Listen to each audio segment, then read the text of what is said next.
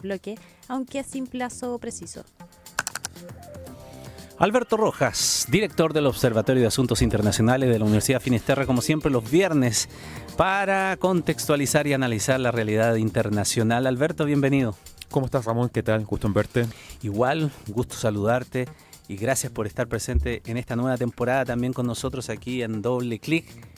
Y por Dios, porque nos separamos un instante, hicimos el receso de febrero, pero Donald Trump, por Dios que nos ha dado trabajo todo este tiempo. No para, ese sí que no para. No para. Bueno, había un artículo en El País hace unas semanas que decía que esta era una presidencia 24/7 y que había permanentes procesos de comunicación y conferencias y discursos a bordo del avión presidencial, en la Casa Blanca, en una cumbre, en donde sea. O sea, Trump donde va, habla, se hace notar. Y en este caso, en el tema de Ucrania, lo conversamos varias veces antes de que él asumiera y hablábamos de que él prometía que el tema de la guerra lo podía resolver así de fácil. Y muchos nos preguntábamos, bueno, ¿cuál era esa fórmula? Sí, claro. Y ahora estamos viendo que esa fórmula ha sido conversar directamente, establecer contactos con los rusos, pero dejando fuera a Ucrania o pidiéndole o exigiéndole a Ucrania que se someta más o menos a lo que se pongan de acuerdo ellos. Y eso es lo que ha provocado todo este descalabro de esta semana, ¿no? Absolutamente. O sea, hay que recordar que efectivamente Trump decía que podía terminar la guerra en 24 horas, aunque nunca lo dijo en periodo de campaña el cómo, que eso era lo importante. Y en ese contexto, desde su llegada a la Casa Blanca, hemos visto que ha tenido como objetivos prioritarios el terminar con la guerra de Ucrania y con la guerra del Medio Oriente. Básicamente porque, creo que incluso lo alcanzamos a conversar en su minuto, para Trump estos conflictos son distractores. Distractores de objetivos mayores para él. Sabemos que su prioridad es China. Y que por lo tanto estos dos conflictos abiertos son pérdidas de recursos, gestión política, diplomática, etc. Además de que Estados Unidos se había convertido en uno de los principales proveedores de ayuda militar para Ucrania. Y lo que vemos es que Trump sorprende a la comunidad internacional estableciendo hay que partir de una base. Recordemos al Trump 1.0, porque este es el 2.0 en este segundo mandato, y que ya desde su primer gobierno él dejó en claro que para él el multilateralismo no existe, no tiene ningún tipo de utilidad, no comulga con esa idea, con ese concepto, y para él todo tiene una dimensión transaccional y una relación bilateral. Él no se entiende a través de grandes coaliciones ni de organismos internacionales, él se entiende de uno a uno, con Canadá, con México, con la Unión Europea, pero no en un contexto colectivo, colegiado. Dicho eso, hay que señalar que su decisión de hablar directamente con el presidente Vladimir Putin rayó la cancha de hacia dónde va lo que Trump cree que debe ser el fin de la guerra en Ucrania. Porque recordemos que primero habló con Putin, después habló con Zelensky. Claro. Y rápidamente empezó una estrategia, una gestión destinada a empujar, y ahora vamos en la etapa de presionar a Ucrania para que se siente a negociar, cosa que Ucrania nunca ha descartado. O sea, Ucrania está absolutamente abierta a negociar con Rusia. El punto es el cómo. Es muy probable que este año, no puedo decir cuándo, yo creo que nadie, pero es muy probable que este año la guerra termine. Pero la guerra no es necesariamente la paz.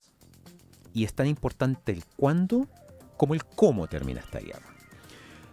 Hace ya varias semanas, en la cumbre de ministros de defensa de los países de la OTAN, Pete Hegseth, el secretario de Defensa de Estados Unidos, dijo que estaba completamente descartado que Ucrania entrara a la OTAN y que Ucrania recuperara sus fronteras del 2014.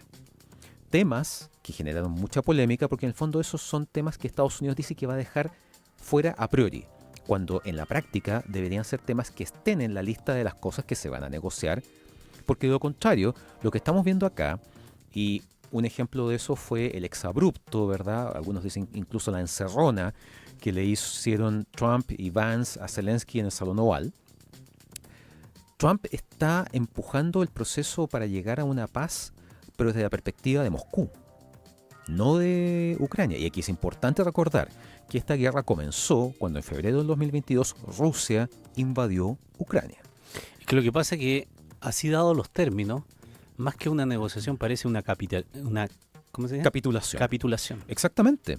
Porque en el fondo hay que recordar que Trump ha dicho muchas cosas sobre Ucrania que no son correctas, o sea, partiendo por el hecho de que habían muerto millones de personas. Bueno, por fortuna esto no es la Segunda Guerra Mundial todavía, pero sí se han sido decenas de miles.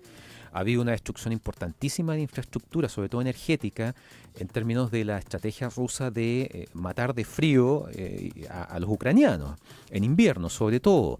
Recordemos que Ucrania ha bombardeado maternidades, museos, bombardeos civiles al comienzo de la guerra, cuando se habían abierto estos corredores humanitarios para sacar a la gente de Mariupol y otras zonas, ¿verdad?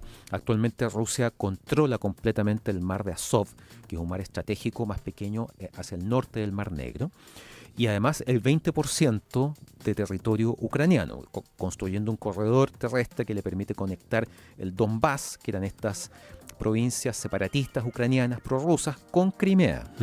Lo cual además le permite tener acceso a fuentes de agua potable, cosa que es importante para Crimea, y además se está quedando con Zaporilla, la central nuclear más importante de Ucrania, la más grande y la más grande de Europa. Es decir, está garantizando energía para todos los territorios invadidos y ocupados.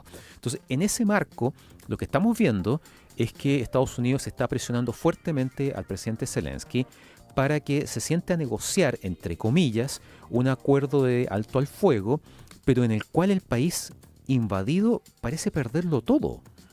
Y eso es totalmente contradictorio. Es que me llamó mucho la atención en los detalles de esa conversación, comillas, conversación en la Casa Blanca, Claro. cuando le decían Vance y Trump a Zelensky, pues si tú no tienes nada, no tienes ni soldados, ¿no? O sea, como tratando de convencer, mira, si tú no aceptas esto, te van a pasar por arriba, así que, y como nosotros no te vamos a ayudar y no estamos dispuestos porque además nos debes un montón de plata, estás sonado. Estoy haciendo bien coloquial, pero Sin para duda. entender, o sea, no tienes por dónde, te estás resistiendo, ¿para qué? Era una cosa como esa lo que se le planteaba así directamente y tan, comillas, tan frontalmente que no me ayude tanto, compadre. O sea, hay que entender que desde que terminó la presidencia de Joe Biden y comenzó la de Donald Trump, Estados Unidos pasó de ser uno de los principales aliados de Ucrania a un país que tiene un nivel de compromiso mucho más bajo del que tenía con Biden y que claramente con sus decisiones ha estado empujando además a Europa a tomar una serie de decisiones nuevas. Obviamente Ucrania sola no puede seguir enfrentando a Rusia. ¿Pero con Europa? Con Europa podría. Hemos visto, y ayer fue muy importante, porque tú recordarás que esta polémica reunión en el Salón Oval fue un viernes. El domingo hubo una reunión excepcional en Londres, a instancias del primer ministro británico, ¿verdad? Keir Starmer, en donde estuvieron jefes de gobierno, representantes de la Unión Europea, de la OTAN, etcétera, digamos, para darle su respaldo a Zelensky. Y ayer hubo otra reunión súper importante, y que se decía aquí al comienzo, en la que finalmente la Unión Europea toma la decisión de rearmarse. Y eso va mucho más allá de llegar al 2% del PIB de cada país como aporte para la OTAN, se ha hablado incluso de subir al 5%, sino que en el fondo estamos hablando de invertir en tecnología, en ciberseguridad, en contramedidas, drones, etcétera. Y lo más llamativo es que el presidente Macron, porque hay que recordar que en Europa hay dos países que tienen armas nucleares, arsenales propios. Reino Unido, que se salió de la Unión Europea, ¿verdad? Y Francia. Y Francia dijo que ponía a disposición su arsenal nuclear como paraguas, como elemento disuasivo frente a Rusia. No hay que perder de vista. Y Zelensky ahí lo dijo. De por medio hay un océano Atlántico y por lo tanto el impacto de esta guerra para Estados Unidos es marginal. Pero la guerra en Ucrania es una guerra en suelo europeo, en el continente europeo, que ha puesto tremendamente nerviosos a todos los gobiernos y autoridades de Europa. Y frente a eso, obviamente la inacción y la no participación, o sea, la sensación, lo que tú decías, de que en el fondo Estados Unidos quiere negociar esto con Rusia, sin Ucrania y sin Europa, y eso no es aceptable. Ya, y esto lleva definitivamente al quiebre de la OTAN en los hechos. Lo pregunto porque si esa es la realidad, si Europa dice vamos a seguir fortaleciéndonos y vamos a seguir ayudando a Ucrania. Estados Unidos se resta. Es que ayer había una declaración de Trump que dijo más o menos así: si Estados Unidos estuviera en problemas y dijéramos, los países de la OTAN, tenemos un problema, ¿ellos van a venir a protegernos? No, dijo, no estoy seguro. Cuando la base de la OTAN es que... El concepto de la defensa colectiva. La defensa colectiva. El ataque a un miembro es un ataque a todos los Por lo países. tanto, cuando Trump dice, si nosotros nos hubiéramos peleado, ¿usted creen que Europa nos va a venir a ayudar? No, no nos va a venir a ayudar. O sea, en la práctica está diciendo esto no funciona. En la práctica, ¿le baja la cortina a la OTAN como la entendemos hasta ahora? El primer gobierno de Trump se caracterizó por tener una muy mala relación con los países y socios de la OTAN. Siendo que la OTAN surge en 1949 a instancias de los países de Europa Occidental que van a pedirle ayuda a Estados Unidos frente a una potencial invasión de la Unión Soviética en ese entonces. Y la verdad es que la OTAN ha logrado sobrevivir a la Guerra Fría, etcétera, y se ha convertido en un puntal importante. 23 de los 27 países de la Unión Europea están en la OTAN. O sea, eso te permite tener una dimensión de esto. Y la OTAN me parece que, no sé si la palabra es corre peligro, pero hace algunos días Elon Musk en redes sociales dijo que él apoyaba la idea de que Estados Unidos se saliera de Naciones Unidas y de la OTAN. Entonces eso ya son escenarios que no deberían sorprendernos si es que se concretan. Pues si se concretan sería muy terrible porque eso generaría un quiebre en la relación atlántica, transatlántica entre Europa y Estados Unidos, que ha sido fundamental desde fines de los 40 y que es precisamente lo que Putin quiere. Putin no solamente quiere debilitar a Europa, sino que quiere quebrar esa relación entre Estados Unidos y Europa. Eso es lo que él, dentro de varios otros objetivos, Interesante. ¿te fijas? Y de alguna manera con Trump lo está logrando. Bueno, así están las cosas. Alberto Roja, director del Observatorio de Asuntos Internacionales de la Universidad Finisterra, muchísimas gracias por